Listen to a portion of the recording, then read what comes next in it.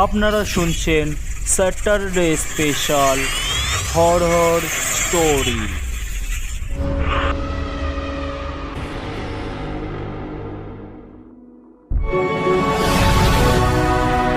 অভিষেক সেনগুপ্তের oil painting এবং গল্পের সূত্রধার আমি গোপী।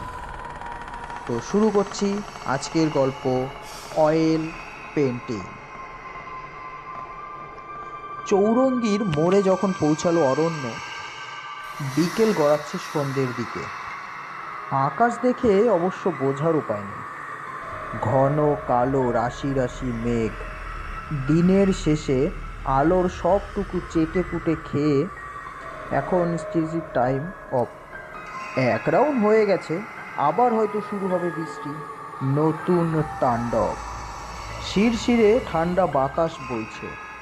চৌরঙ্গীর মোড়ে ইটি উটি জল ডোবা, রাস্তা আর ফুটপাত আলাদা করে বোঝা যাচ্ছে না। ফুটপাত ঘেঁষে পা বাড়ালো সাবধানে অরণ্য। আজ অফিস থেকে একটু আগেই বেরিয়েছে সে। লিটল রাসেল স্ট্রিটে তার অফিস। সেখান থেকে হেঁটে চৌরঙ্গী যেতে মিনিট 15-র বেশি লাগে না। অরণ্যের লেগে গেল প্রায় ঘন্টাখানেক। কলকাতায় বর্ষা ঢুকে গেছে। বিনা নোটিশে যখন তখন ঢেলে দিয়ে যাচ্ছে কয়েক পশলা। বেরোনোর মুখে অরণ্যের অফিসের সিনিয়র অ্যাকাউন্টেন্ট সন্তোষদা হাসতে হাসতে বলছিলেন, আরে এসব লোকাল বৃষ্টি, রাসেল স্ট্রিটে ঝাঁপিয়ে পড়ছে, থিয়েটারের রোড দেখবে খটখটে শুকনো। অফিস থেকে বেরিয়ে চৌরঙ্গীর দিকে হাঁটা লাগাতেই অরণ্য দেখল কালো পর্দায় ঢেকে গেছে আকাশ। কয়েক মুহূর্তের মধ্যে যেভাবে হুড়মুড়িয়ে নামল বৃষ্টি, তাকে সন্তোষদার লোকাল বলে তো মনে হয়নি। ন্যাশনাল বা ইন্টারন্যাশনালও হতে পারে। একটা চায়ের দোকানে এক কোণে কোনো রকমে গুটিসুটি মেরে বসে থাকতে থাকতে অরণ্যের মনে হয়েছিল সঙ্গে ছাতা থাকলেও এই বৃষ্টি আটকাতো না। বৃষ্টি সামলে চৌরঙ্গী মোড়ে এসে লো সাইন দেখে কিউরিও শপটা চিনতে পারল অরণ্য। হ্যাঁ, এই দোকানটার কথাই বলেছিল সে। উইন্ডো ঠেলে দোকানের ভেতরে ঢুকলো সে। ক্যাশ কাউন্টারে এক মাঝবয়সী অবাঙালি ভদ্রলোক। তাকে দেখে মিষ্টি হেসে বললেন, हाँ आइए सर, बोलिए क्या दिखाओ आपको। Oil painting মিলেগা? जी हाँ सर, क्यों नहीं।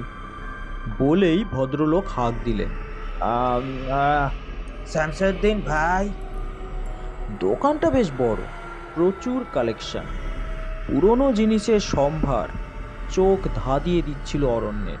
বাবরের আমলের গড়গড়া, আকবরের সময়কার তরোয়াল, হরিণের শিং তৈরি নানান রকম জিনিস, বাদশাহী আংটি, ভেসলেট, হাতির দাঁতের ফ্লাওয়ার বাস, বেলজিয়াম গ্লাসের মিনে করা আয়না, হরেক রকমের মুখোশ, ভেলভেটের নকশাদার গয়নার বাক্স, 150-200 বছরের সমস্ত পুরনো জিনিস মন দিয়ে দেখছিল অরণ্য। এমন সময় 70 ঊর্ধ্ব এক প্রবীণ তাকে ডাকলেন, इधर आइए साहब। স্টোর রুমের সামনে কাউন্টারের সামনে গিয়ে দাঁড়াতে চমমবাহার, কিমাম আর এলাচের গন্ধ ভেসে এলো অরণ্যের নাকে।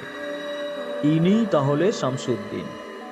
দুধ সাদা পাঠানি কুর্তা পরেছেন বৃদ্ধ, চোখে যত্ন করে পরা সুরমা তাকে আরও রহস্যময় করে তুলেছে। ডান গালে মটরের দানার মতন একটা জরু, ছুচলো দাড়ি, গা থেকে ভেসে আসছে মৃদু অথচ আচ্ছন্ন করা আতরের গন্ধ। শামসুদ্দিন আয়েশ করে পান চিবোতে চিবোতে বললেন, हाइट कैसा होगे साहब। কোথায় রাখবেন? ड्राइंग रूम के लिए या बेडरूम। অরণ্য বুঝল এরা খদ্দেরের মনের মতন জিনিস দেওয়ারই চেষ্টা করে। ধরুন 5 ফুটের মতন হাইট ড্রয়িং রুমে রাখবো, তবে সিনারি গোছের কিছু চাই না, একটু একটু অন্য রকম জবাব দিয়ে অরণ্য মোবাইলের ফটো গ্যালারি খুলে ড্রয়িং রুমের ছবি দেখালো শামসুদ্দিনকে। বৃদ্ধ মিষ্টি হেসে বললেন, 16/2 भवानीपुर, अग्रवाल साहब का लॉर्ड हाउस। हाँ, इसके लिए একটা খাস অয়েল পেন্টিং দেখাতে পারবো আপনাকে। ছবি দেখেই চিনে গেছেন বৃদ্ধ বাংলোটা। সতীশ বলেছিল এই কিউরিও শপ থেকে আগারওয়াল সাহেবের বাংলোতে নিয়েও নিয়মিত জিনিসপত্র যেত। তাই লর্ড বাংলো খুব ভালো করেই চেনেন শামসুদ্দিনের মতন পুরনো কর্মচারীরা। স্টক রুমে ঢুকে গেলেন শামসুদ্দিন। সাদা সিল্কের কাপড়ের মোড়া প্রায় 5 ফুট লম্বা একটা পেন্টিং নিয়ে ভেতর থেকে নিয়ে এলো। পেন্টিংয়ের কভারটা খুলতে খুলতে শামসুদ্দিন বললেন, সাহেব, একদম খাস চিজ আছে, পছন্দ হবে আপনার। পেন্টিংটা দেখে মন ভরে গেল অরণ্যের। ছবিটা একটা ব্রিটিশ বাচ্চার, মাথা ভর্তি সোনালি চুল, দুষ্টুমি ভরা নীল চোখ, গোলাপি গাল, লালচে ঠোঁটের কোণ বেয়ে লাফিয়ে পড়ছে লাল, অদ্ভুত হাসি মাখা মুখ, মাথাটা ঈষৎ বাঁ দিকে হেলানো, গলায় ফিনফিনে সোনার চেন, নীল রঙের একটা তোয়ালে জামা পরা, হলুদ রঙের হাফ প্যান্টের ওপর। বাচ্চাটার 2 হাতে 2টো সোনালি বল, লাল রঙের কাশ্মীরি কার্পেটের ওপর বসে। ছবিটার পেছনের দিকে দেখা যাচ্ছে মেটে রঙের কাঠের বেবি কট। কিছু খেলনাও রয়েছে ছড়িয়ে ছিটিয়ে। পেন্টিংয়ের তলায় দেখলো সোনালি রঙের লেখা 7th মার্চ 1882। তলায় आर्टिस्टेर सई, ऑल्टर थॉमस। साहब, 135 साल पुरानी है ये पेंटिंग। वॉल्टर थॉमस साहब ने बनाया था। उस जमाने में जाने माने पेंटर हुआ करते थे। सिर्फ 2 महीने के लिए आए थे कलकत्ता, तभी ये पेंटिंग बना गया था। তখন কিউরিও শপে ছিল বলে অরণ্য বুঝতে পারেনি আবার বৃষ্টি শুরু হয়েছে। একটু ধিমে তালে তুলোর মতো নরম বৃষ্টির ফোঁটাগুলো যেন আদর করে দিচ্ছে। ট্যাক্সি ধরে ভবানীপুরে ফিরতে ফিরতে চুপচুকে ভিজে যাওয়া শহরটাকে অন্য রকম লাগছে। কলকাতা তার কাছে নতুন। অরণ্যের পদবী সেনা হলেও আসলে সে প্রবাসী বাঙালি, জন্ম ও বড় হওয়া মুম্বাই। কলকাতায় এই প্রথম আসা। গার্মেন্টস টেকনোলজি নিয়ে আমিন ইউনিভার্সিটি থেকে ডিগ্রি নিয়ে কোর্স করার পর দেশ বিদেশের অনেকগুলো কোম্পানির অফার ছিল, কিন্তু কলকাতা বোধহয় টানছিল অরণ্যকে। আগারওয়াল গার্মেন্টসের চাকরিটা ও নিল। ইতুজা আর ডোডোকে নিয়ে 3 দিন হলো কলকাতায় এসেছে। আগারওয়াল সাহেবের ভবানীপুরের বাংলোয় আপাতত ওর ঠিকানা। বাংলোটা এক কথায় অসাধারণ। ব্যস্ততম শহরের হৃদয়ে যে এমন এক টুকরো দ্বীপ থাকতে পারে অরণ্য ভাবেইনি। বাংলোটার নাম লর্ড হাউস।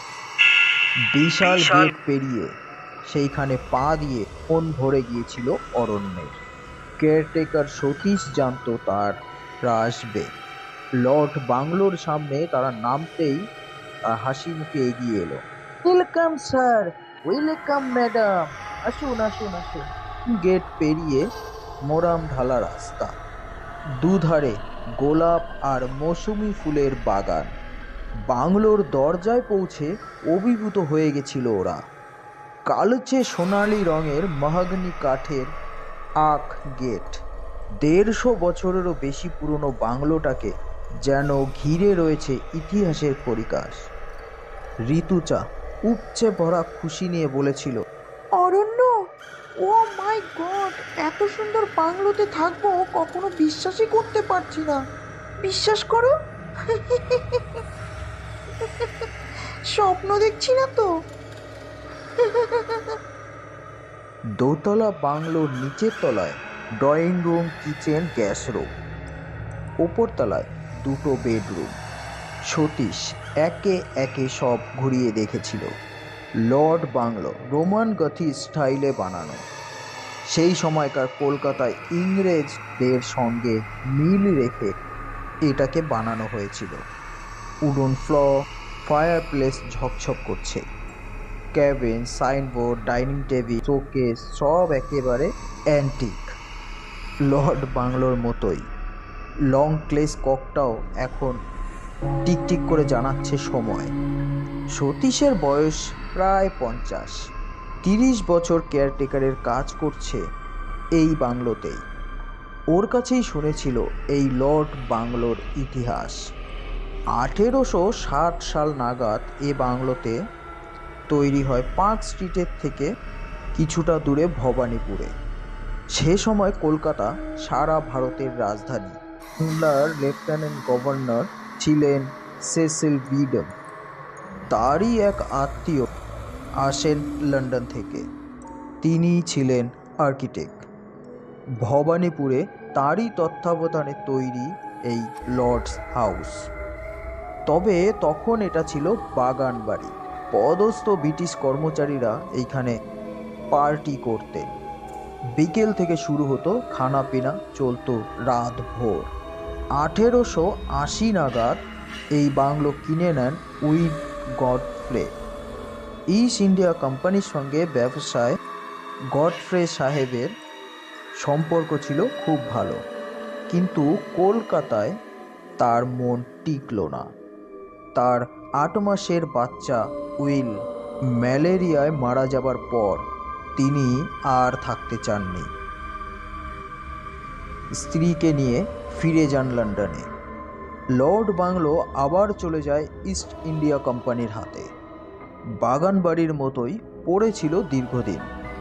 দেশ স্বাধীন হওয়ার কিছুদিন আগেই বাংলো কেনেন কেশরী লাল আগরওয়াল, যিনি অরণ্যর বস সুরতলাল আগরওয়ালের বাবা। পরিবার নিয়ে মাসখানে তিনিও ছিলেন এই বাংলোতে। তারপরে আলিপুরের অন্য একটি বাংলো কিনে চলে যান। তারপর থেকে লর্ড বাংলোয় অফিসের গেস্ট হাউস। সেভাবেই এখানে যে কেউ থাকে তা নয়। অফিসের কেউ ওঠেন এইখানে। কিছুদিন আগে চেন্নাই অফিস থেকে ট্রান্সফার হয়ে এসেছিলেন মূর্তি নারায়ণ। দিন 15 পর তিনিও চলে যান হায়দ্রাবাদ এর অফিসের দায়িত্ব নিয়ে। ফায়ারপ্লেস এখন আর ব্যবহার হয় না। তার সামনে রাখা কালচে কালো ত্রিকোণা টেবিলের ওপর রাখা বহু পুরনো একটা ক্যান্ডেল স্ট্যান্ড দেখছিল ঋতুজা। ফায়ারপ্লেসের ডান দিকের দেওয়ালে কালো বর্ডারের মতন দাগ। অনেক দিন দেওয়ালে কোনো ছবি ঝোলানো থাকলে যেমন হয়, ঋতুজা জানতে চেয়েছিল। এই শোনো, এখানে কি আগে কোনো পেন্টিং ছিল নাকি? হ্যাঁ ম্যাডাম, পুরনো অনেক জিনিসই টিকিয়ে রাখা হয়েছে, কিন্তু ওটা নষ্ট হয়ে গেছে, মানে তাই বাতিল করা হয়েছে। অরণ্যের দিকে তাকিয়ে ঋতুজা বলেছিল, এখানে একটা অয়েল পেন্টিং লাগালে দেওয়ালটা আরো খুলে যাবে। সতীশই তখন খোঁজ দিয়েছিল ওই কিউরিও শপটার। আগের রাতে বৃষ্টি বাদলার জন্য আর পেন্টিং দিয়ে যেতে পারেনি কিউরিও শপের ডেলিভারি বয়রা। সকালে দিয়ে গেল। ফায়ারপ্লেসের ডান দিকের দেওয়ালে পেন্টিংটা লাগাতে ঘরের চেহারাটা পাল্টে গেছে। ঋতুজাও ছবি দেখে মুগ্ধ। সবচেয়ে খুশি যেন ডোরো। ও যেন নতুন বন্ধু পেয়েছে। মাত্র 7 মাস বয়স, এখনো হাঁটতে শেখেনি ডোরো। হামাগুড়ি দেয়। ঋতুজা কোল থেকে নামিয়ে দিতেই হামাগুড়ি দিয়ে চলে গেল ছবিটার সামনে। হাসি মুখে তাকিয়ে রয়েছে ছবির বাচ্চাটার দিকে। খিলখিল করে হাসছে আর নানান রকম আওয়াজ করে যেন কথা বলছে ছবির বাচ্চাটার সঙ্গে। বন্ধুর সঙ্গে খেলায় মেতে উঠেছে ডোরো। অফিসে ঢোকার পর কাজের চাপে আর মাথা তুলতে পারেনি অরণ্য। আগরওয়ালগঞ্জ বিদেশে প্রচুর মাল রপ্তানি করে। এই সেকশনটাই আপাতত দেখছে হচ্ছে তাকে বিস্তর কাজ। কাল আবার ফ্যাক্টরি সুপারভাইজ করতে যেতে হবে। যাবতীয় হোমওয়ার্ক সেরে রাখছিল অরণ্য। প্রাইভেট সেক্টরে টিফিন টাইম বলে কিছু হয় না, যে যার মতন কাজের ফাঁকে লাঞ্চ বা টিফিন করে নেয়। ছোট একটা প্যান্ট্রি আছে, স্যান্ডউইচ আর আমেরিকানো আনিয়ে নিয়েছিল সে। কখন যে সন্ধে পেরিয়ে গেছে বুঝতেই পারেনি অরণ্য। ঋতুজার ফোনে ঘোর ভাঙল তার। দুটো রিং হওয়ার পর ফোনটা তুলতে হ্যালো বললেই ঋতুজার ভয় পাওয়ার গলা শুনতে পেল অরণ্য। হ্যাঁ হ্যাঁ, হ্যালো হ্যালো অরণ্য, আমি বলছি ছবিটা আমাদের ঘরের ছবিটা কিছু একটা আছে।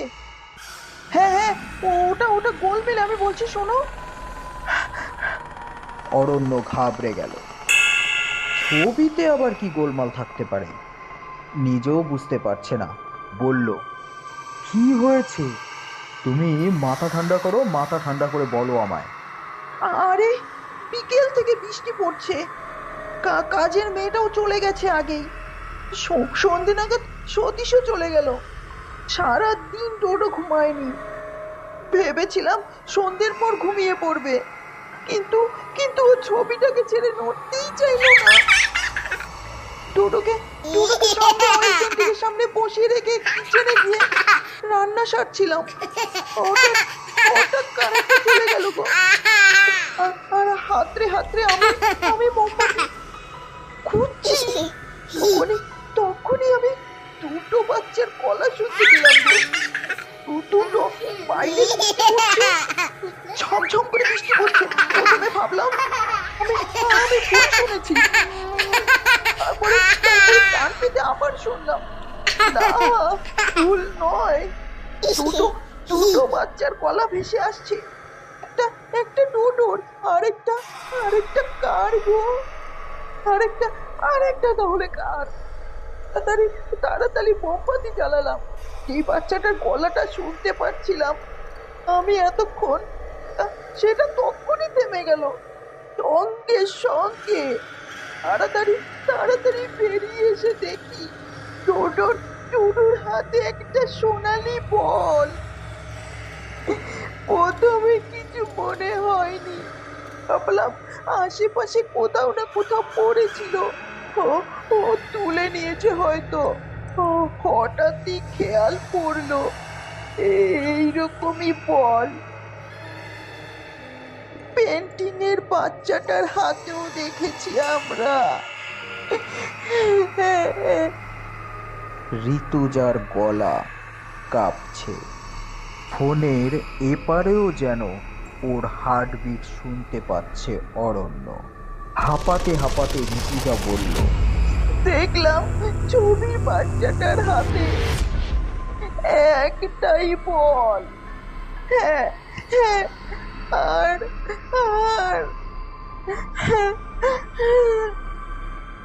ঋতুজার গলা বুঝে আসছে। ঢোক গিলে সে বলল, আর দেখলাম বাচ্চাটা, আর বাচ্চাটা তাকিয়ে রয়েছে আমারই দিকে। জানো, ওই মেয়েটার হাসিটা ছিল না, ওর বদলে ছবিটার মুখে যেন এক রাস বিরক্তি, যেন আমার আচাটা ওর পছন্দ হচ্ছে না। মোমবাতির আলো স্পষ্ট দেখলাম নীল চোখগুলো নীল নয়, ওর চোখ দুটো লাল ছিল। আর তখনই কারেন্টটা এলো, নিমেষে পাল্টে গেল সবকিছু। বিশ্বাস করো নিমেষে সবকিছু পাল্টে গেল। অবাক হয়ে দেখলাম ছবির বাচ্চাটি সেই আগের মতো রয়েছে, দুটো সোনালি বলই ওর হাতে রয়েছে। ডোডোর হাত শূন্য, কিন্তু আমি। ঋতুজার কথা শুনে অরণ্য থমকে গেল। ওই সুন্দর নির্মল ছবিটা কি ভুল হয়নি তো ঋতুজার? এ আবার হয় নাকি? না না, ও ভুলই দেখেছে।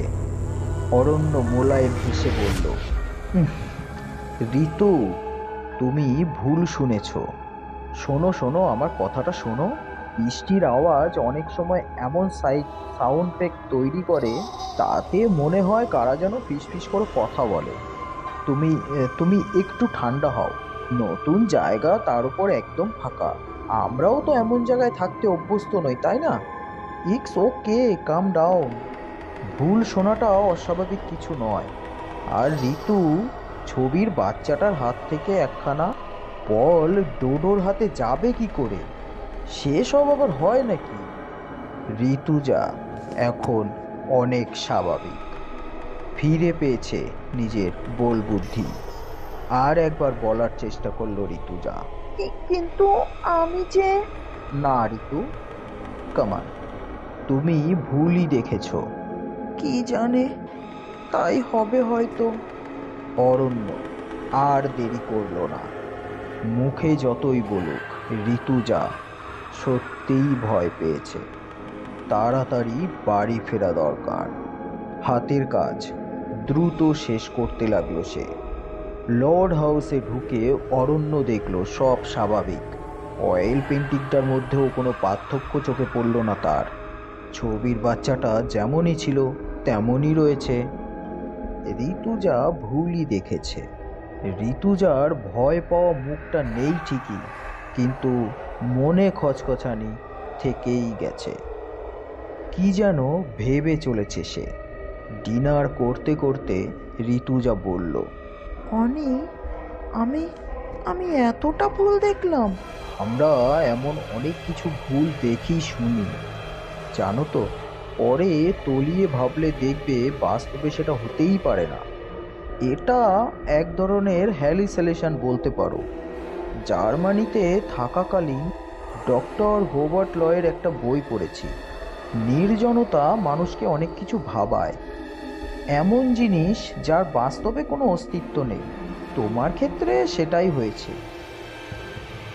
ভবানীপুরে জনবহুল জায়গা হলেও এ বাংলোটা বেশ নিরিবিলি, তার উপরে বৃষ্টি বাদলার দিন, বুঝতেই পারছো। নরম হেসে অরণ্য বলল, ঋতু, তুমি ভুলই দেখেছো। Now don't worry important. কে জানে বাবা। উফ, তাই হবে হয়তো। ভুলই দেখেছি, বুঝলে। আহ, তুমি আবার সতীশকে কিছু বলো না যেন, হ্যাঁ? কি ভাববে বলো তো? না না, সে কিছু বলবো না।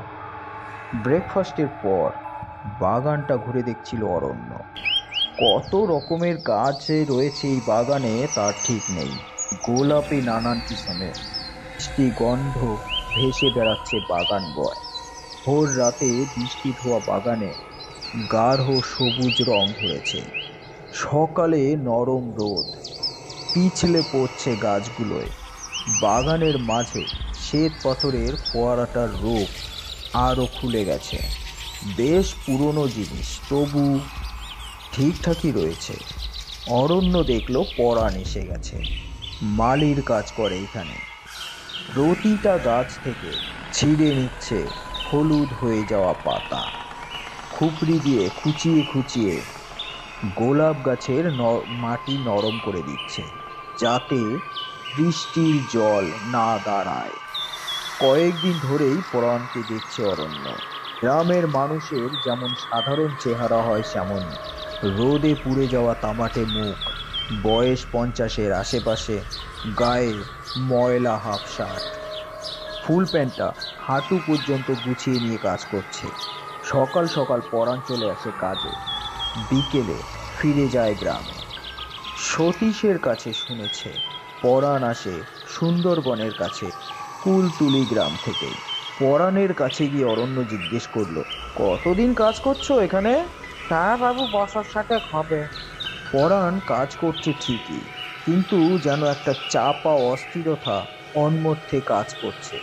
সে বারবার তাকাচ্ছে বাংলোর দিকে। অরণ্যর মনে হলো পরাণ যেন কিছু বলতে চায়। সে জিজ্ঞেস করলো, পরাণ, তুমি কি কিছু বলবে? না বাবু, মানে যেন কিছু বলতে গিয়েও বলে উঠতে পারল না। হাতের কাজ থামিয়ে পরাণ বলল, বাবু, ওই যে ছবি খান, ওটা না, ওটা না। একটু দম নিল পরাণ। অরণ্য অবাক হলো। সে বলে উঠল, কোন ছবিটা পরাণ? ওই যে ওই যে যে ছবি খান খরিদ করে আনছেন, ওটা ওটা ভালো নয় বাবু। ওটা ওটা ভালো নয় বাবু, ওটা ভালো নয়। ওটারে ওটারে বিদায় করেন। কি বলছো পরাণ? এসব কি বলছো? মিশে কথা নয় বাবু। ছবিটা অপদেবতা আছে।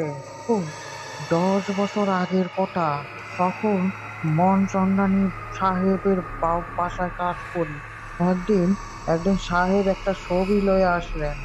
ও কয়েকদিনের মধ্যে সাহেবের 10 মাসের বাচ্চাটা মারা গেল বাবু। চোখে চোখে সামনে ওই ঘটনা দেখছি বাবু। কি ফুটফুটে ছিল বাচ্চাটা। বাবু, বাবু, ওই সেই ছবি খান যেটা আপনি আনছেন। বাবু, বাবু, ওটারে বিদায় করেন বাবু। ও, বাবু, ওটারে বিদায় করেন। বিদায় করেন বাবু, বিদায় করেন। পরাণ খুব উত্তেজিত হয়ে গেছে। চোখ মুখে ভয়ের ছাপ। দুহাত জোর করে অনুরোধ করছেন। অরণ্য চুপ করে গেল। গ্রামের লোকজন কুসংস্কারাচ্ছন্ন হয়, ভূত প্রেতে বিশ্বাস করে। কারো অস্বাভাবিক মৃত্যু হলে ভাবে ভৌতিক কাণ্ড। মনচন্দানির 10 মাসের বাচ্চা ছিল। ছেলেটা হয়তো কোনো অসুখে মারা গিয়েছিল। সেটা ঘটেছিল পেন্টিংটা কেনার পরই। গ্রাম্য পরাণ সেটার সঙ্গে ছবিটা যোগ দেখে তার মনে হয়েছিল পেন্টিংটাতে ভূত আছে। অরণ্য এইসব বুজরুকিতে কান দেয় না। অরণ্য কথা বাড়ালো না। ঋতুজা আগের রাতে ছবিটার মধ্যে অস্বাভাবিক কিছু দেখেছে। ঋতুজা না হয় এই পরিবেশে নতুন। এত বড় বাংলোতে একা থাকলে মানুষ অনেক কিছুই দেখে, কিন্তু পরাণের ওপর সে বিরক্তই হলো। আচ্ছা ঠিক আছে ঠিক আছে, আমি সতীশের কাছে খোঁজ নেব। তুমি তোমার কাজ করো তো। দূর থেকে সতীশকে আসতে দেখলো অরণ্য। কাছে আসতেই তাকে জিজ্ঞেস করলো, সতীশ, মনচন্দানী বলে কাউকে চেনো? চিনি স্যার, শহরের গণ্যমান্য ব্যক্তি, থাকেন নিউ আলিপুরে। তো কেন স্যার? মানে এই পরাণ বলছিল যে পেন্টিংটা আমি কিনে এনেছি সেটা নাকি মনচন্দানীর বাংলোতে সে আগে দেখেছে। পেন্টিংটা কেনার কয়েকদিনের মধ্যে মনচন্দানীর 10 মাসের বাচ্চাটা নাকি মারা যায়।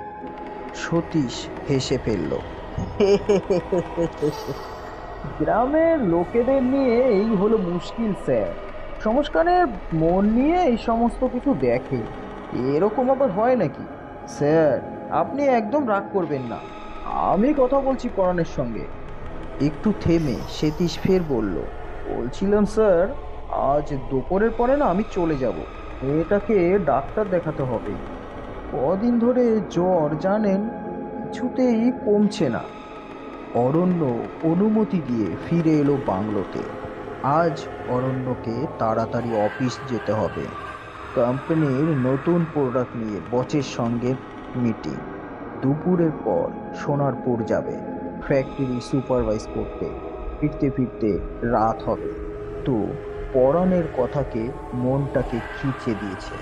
ড্রয়িং রুমে ঢুকে অরণ্য দেখল ডোডো ছবির বাচ্চাটার সঙ্গে খেলা করছে। আধো আধো ভাষায় কি যেন বলছে, হাসছে খিলখিল করে। দেখতে দেখতে অরণ্য ভাবছিল, এত সুন্দর ছবিটাতে ভূত আছে, এরা পারেও বটে। নিজের মনেই হেসে ফেলল অরণ্য। ঋতুজার সঙ্গে এ নিয়ে আলোচনা করলো না, বললে সে আরো ভয় পেয়ে যাবে। দ্রুত তৈরি হয়ে অফিস রওনা দিল অরণ্য। ফ্যাক্টরি থেকে বেরোতে বেরোতে 7:30 বেজে গেল অরণ্যর। সেই সকাল থেকে চলেছে মিটিংয়ের পর মিটিং। বসের সঙ্গে মিটিং, ফ্যাক্টরি সুপারভাইজ, তারপরে ফ্যাক্টরি ম্যানেজারের সঙ্গে মিটিং, কম সময়ে প্রোডাকশন কী করে বাড়ানো যায় খতিয়ে দেখেছে। অরণ্যের নেতৃত্বে 5 জনের একটা টিম। হাই টেকনোলজি মেশিন এসেছে জার্মানি থেকে, তার ইনস্টলেশন নিয়ে ভিডিও কনফারেন্স।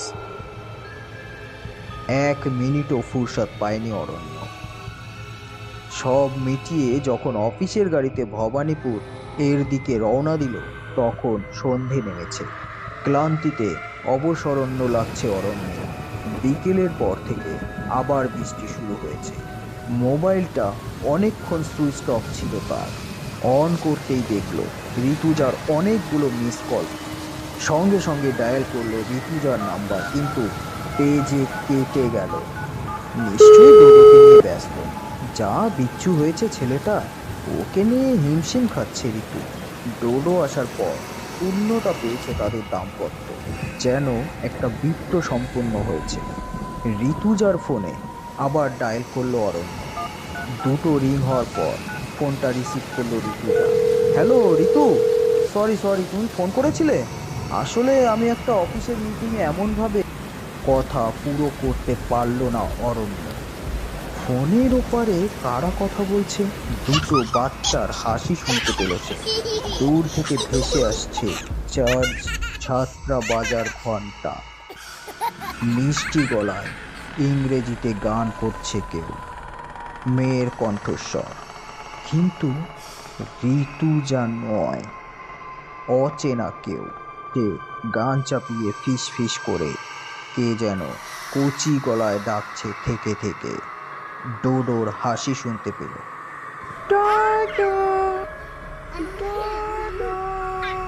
কে ডাকছে ওকে? হ্যালো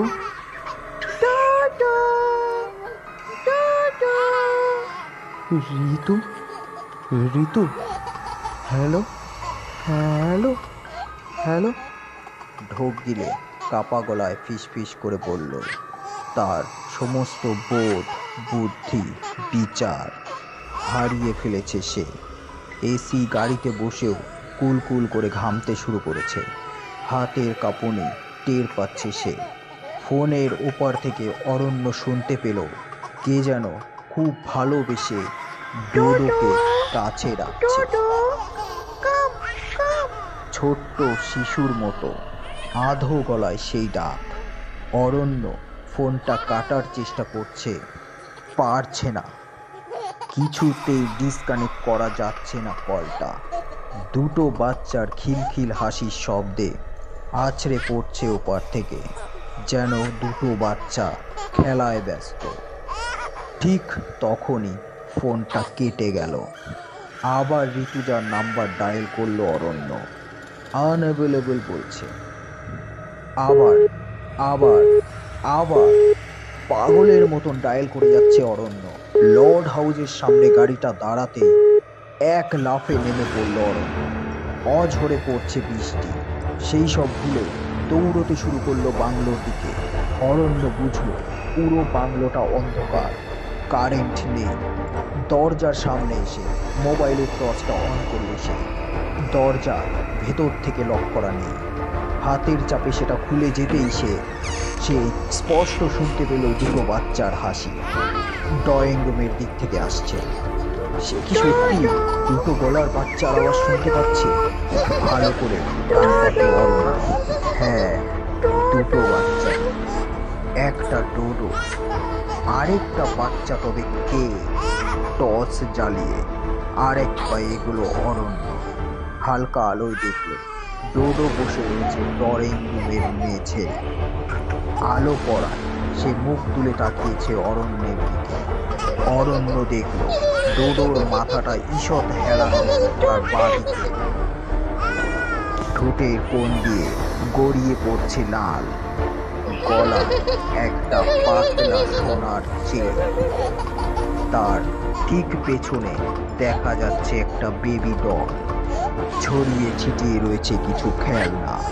পুরো ড্রয়িং রুমটাই যেন হুবহু ছবির ক্যানভাসে ভরিয়ে গেছে। ডোডোর হাতে 2টো সোনালি বল, আর ঠিক পেছনেই বসে আছে একটা ব্রিটিশ বাচ্চা, সেই ছবির বাচ্চাটা। পেন্টিংয়ের 8 মাসের শিশুর চোখে নিভিচ্ছে আগুন। প্রচণ্ড আতঙ্কে অরণ্যের গলা শুকিয়ে যাচ্ছে। যাবতীয় শক্তি জোগাড় করে কোনো রকমে অরণ্য চিৎকার করে উঠল, ডোডো! টপ করে জ্বলে উঠল ড্রয়িং রুমের সেন্ট্রাল ঝাড়বাতিটা।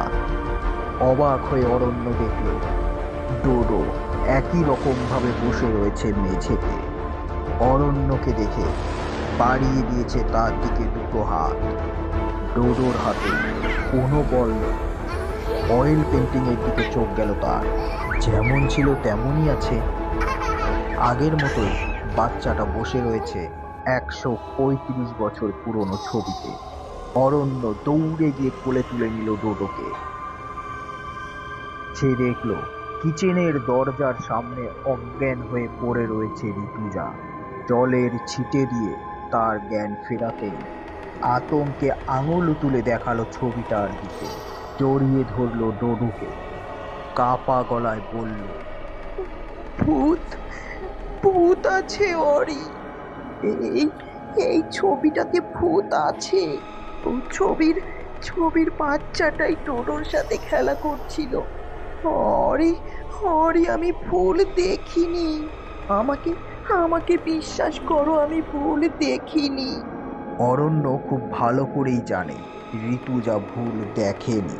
সে নিজেও একটু আগেই এইগুলো দেখেছে। ডোডো আর ঋতুজাকে জড়িয়ে ধরে অরণ্য বলল, আই এম সরি,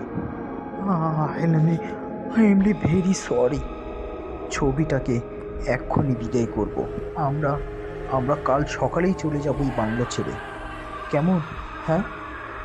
সতীশকে ফোন করলো অরণ্য। সে ধরতেই বলল, সতীশ শোনো, হ্যাঁ তুমি এক্ষুনি এই বাংলোতে এসো, ভীষণ বিপদ, দেরি করো না প্লিজ। কি হয়েছে স্যার? উদ্বেগ নিয়ে বলল সতীশ। কে জানে অরণ্যর কোনো সমস্যা হয়েছে, চাকরি হারাতে হতে পারে তার। সতীশ, পরাণ ভুল বলেনি, এই ছবিটাতেই কিছু একটা আছে। শুধু ঋতুজা নয়, আমিও দেখেছি। ঋতুজা আর ডোডোকে নিয়ে সে এখন বসে রয়েছে ডাইনিং রুমে। সামনের দেওয়ালে ঝুলছে সেই পেন্টিংটা। সেন্ট্রাল ঝাড়বাতিটা অদ্ভুত আলো আধারে আলোকিত করেছে ড্রয়িং রুমের দেওয়ালে। ছবির বাচ্চার কোনো আর পরিবর্তন দেখা যায়নি, কিন্তু কিছুক্ষণ আগে অরণ্য যা দেখেছে তা মিথ্যে নয়। অরণ্যের সব কিছু গুলিয়ে যাচ্ছে, যেন হারিয়ে ফেলেছে সে তার সব কথা। তাকে এক হাতে আঁকড়ে ধরে বসে রয়েছে ঋতুজা, বুকের কাছে ডোডো। সতীশ যখন এসে পৌঁছালো তখন 9টা বাজছে। লঙ্কেশ ঘড়িতে। সতীশকে দেখে প্রাণ ফিরে পেল অরণ্য। সতীশ বলল, স্যার পরাণের সঙ্গে আমিও পরে কথা বলেছি। ওর কথা শুনে মনে হয়েছিল গ্রাম্য লোক, কুসংস্কারে ভরা। কি দেখতে কি দেখেছে, সারাদিন ব্যাপারটা মাথায় ঘুরছিল জানেন। মেয়েটাকে সন্ধে ডাক্তার দেখানোর পর ভাবলাম নিউ আলিপুর তো বেশ দূরে নয়, একবার ঘুরেই আসি। ওইখানে গিয়ে শুনলাম মনচন্দানী সাহেব কলকাতায় বাড়ি নেই। ওর বাড়ির সিকিউরিটিকেও আমি চিনি, সেও দীর্ঘদিন ধরে কাজ করছে ওইখানে। তার কাছে জানলাম পরাণের কথাগুলো অক্ষরে অক্ষরে সত্যি স্যার। এই পেন্টিংটা একটা নিলাম থেকে কিনেছিলেন মানচান্দানী সাহেব। 3 দিনের মাথায় তার 8 মাসের বাচ্চাটা মারা যায়। মানচান্দানী সাহেবের বাচ্চাটাও নাকি পেন্টিংয়ের সামনে সারাদিন বসে থাকতো। ওই ঘটনার পর ছবিটাকে বিদায় করা হয়। অনেক বছর পর সেই ছবি আপনিই কিনে এনেছেন কিউরির শপ থেকে। ওরাও বোধহয় জানে না স্যার এই ছবিটা ভুতুড়ে। আপনি ফোন না করলে আমিই করতাম। আর দেরি করবেন না স্যার, চলুন পেন্টিংটা এক্ষুনি ফেরত দিয়ে আসি। চলুন স্যার, চলুন চলুন। সতীশ নিজেই দেওয়াল থেকে নামালো ছবিটা, দ্রুত মুড়ে ফেললো সাদা সিল্কের কাপড়ে, তার ওপর চাপিয়ে দিল পলিথিন পেপার। বাইরে তখনও বৃষ্টি পড়ছে। ট্যাক্সি ডেকে তার মাথাতেই বেঁধে দিল ছবিটা। সতীশকে ঋতুজা আর জোজোর সঙ্গে রেখে অরণ্য একাই রওনা দিল চৌরঙ্গীর দিকে। কিউরিও শপটা তখন বন্ধ হওয়ার মুখে। ক্যাশ মিলিয়ে নিচ্ছেন মালিক। উদ্ভ্রান্ত অরণ্যকে হুড়মুড় করে ভিতরে ঢুকতে দেখে অবাক হয়ে গেলেন তিনি। কোনো ভনিতা না করে অরণ্য বলল, এই ছবিটা আপনাকে ফেরত দিতে এসেছি। মালিক বিরক্ত হয়েছেন, তবুও বললেন, কিউ স্যার, কুছ খারাপই হে ক্যা? অরণ্য ভেঙে বলল না, যেভাবে হোক ফিরিয়ে দিতে হবে পেন্টিংটা। ওরা না নিতে চাইলে চৌরঙ্গীর ফুটপাতেই ফেলে রেখে যাবেন। আর অরণ্য বলল, আসলে আমার বাচ্চাটা এই ছবিটা পছন্দ করছে না। আপনাকে টাকা দিতে হবে না, ছবিটা শুধু ফেরত নিয়ে নিন প্লিজ। কিউরিও শপের মালিক কিছুক্ষণ তাকিয়ে রইলেন অরণ্যের দিকে, তারপরে বললেন, পেন্টিং কা দাম আপকো ওয়াপস মিল যায়গা। আর শামসুদ্দিন ভাই। স্টোর থেকে বেরিয়ে এলেন সেই শামসুদ্দিন। কিউরিও শপের মালিক বললেন, শামসুদ্দিন ভাই, पेंटिंग चेक करके स्टॉक रूम में रख दीजिए। आपका पैसा ले लीजिए স্যার। অরণ্য এগিয়ে গেল ক্যাশ কাউন্টারের দিকে। শামসুদ্দিন তখন খুলে ফেলেছেন পলিথিন পেপার, সাদা সিল্কের কাপড়টাও। ক্যাশ কাউন্টার থেকে টাকা নিচ্ছিল অরণ্য। শামসুদ্দিনের ডাকে পিছনে ফিরল সে। বুড়ো শামসুদ্দিন অদ্ভুত দৃষ্টিতে তাকিয়ে রয়েছে অরণ্যের দিকে। কয়েক মুহূর্ত সময় নিয়ে তাকে বলল, लेकिन साहब, ये पेंटिंग तो हमने दिया नहीं। হ্যাঁ, কি বলছেন কি? উত্তেজিত পায়ে অরণ্য এগিয়ে গেল শামসুদ্দিনের দিকে। আরে এই ছবিটাই তো নিয়ে গেলাম, আপনি ভুলে গেছেন নাকি? অরণ্যের সামনে ছবিটা তুলে ধরল শামসুদ্দিন। প্রবল বিস্ময়ে সে থতমত খেয়ে গেল। অরণ্য অবাক হয়ে দেখল পেন্টিংয়ে সব ঠিকঠাক আছে, ঠিক আগের মতোই। ছবিটার বাচ্চাটার মুখে অভময়ী হাসি, ঠোঁটের কোণ থেকে গড়িয়ে পড়ছে নাল, মাথাটা বাঁদিকে ঈষৎ হেলানো, গলায় সোনার চেন, নীল রঙের স্লিভলেস জামা, হলুদ রঙের হাফ প্যান্ট। বাচ্চাটার হাতে দুটো সোনালি বল। লাল রঙের কাশ্মীরি কার্পেটের ওপর বসে আছে সে। ছবিটার পিছনের দিকে দেখা যাচ্ছে মেটে রঙের কাঠবিড়ালি, ছড়িয়ে ছিটিয়ে কিছু খেলনাপাত্র। প্রচণ্ড আতঙ্ক নিয়ে অরণ্য দেখল ছবির বাচ্চাটার মাথায় এক রাশ কালো চুল। অরণ্য ভয় পেয়ে দুপা পিছিয়ে গেল। কোথায় সেই ব্রিটিশ বাচ্চাটা? তার বদলে এই অয়েল পেন্টিংয়ের ফ্রেমে তারই ছেলে ডোডো। কাফা হাতে মোবাইল বের করে ঋতুজার ফোনে ডায়াল করলো অরণ্য। আনঅ্যাভেলেবল। সতীশও কোনো ছাড়া দিচ্ছে না। ভয়ে আতঙ্কে ভবানীপুরের দিকে দৌড়াতে শুরু করলো অরণ্য। দৌড়তেই সে শুনতে পেল দুটো বাচ্চার খিলখিল করা হাসি। আধো গলায় কে যেন ডাকছে।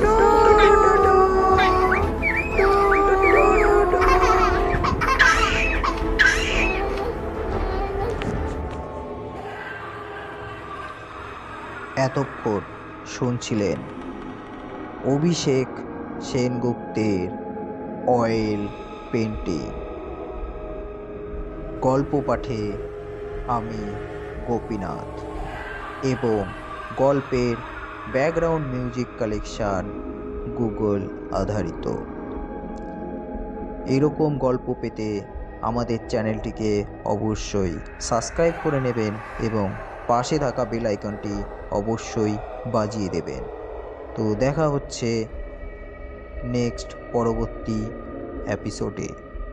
ততক্ষণের জন্য সুস্থ থাকবেন, ভালো থাকবেন। শেষ হলো অয়েল পেন্টিং।